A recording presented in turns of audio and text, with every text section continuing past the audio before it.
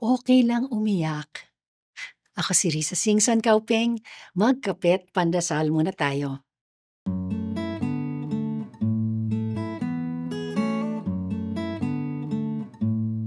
Early this year, there was a week when I received news about unexpected deaths, one after another.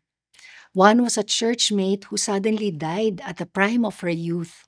The next was a neighbor who had a successful procedure but succumbed to an infection.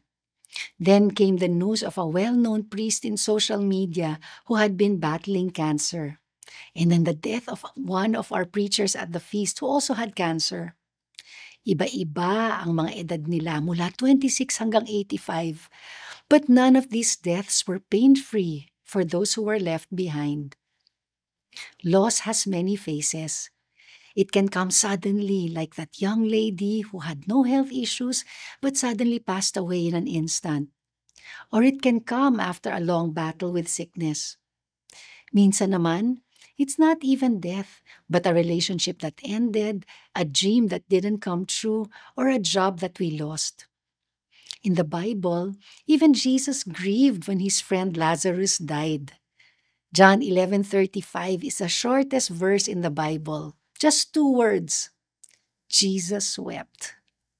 But it shows us something so profound that Jesus, who is God, mourned. That grief is a natural part of life and love. We grieve because we loved. At okay lang na umiyak, na malungkot, na magtanong sa Diyos, "Bakit, Lord?" Pope Francis said, "A faith without doubts cannot advance."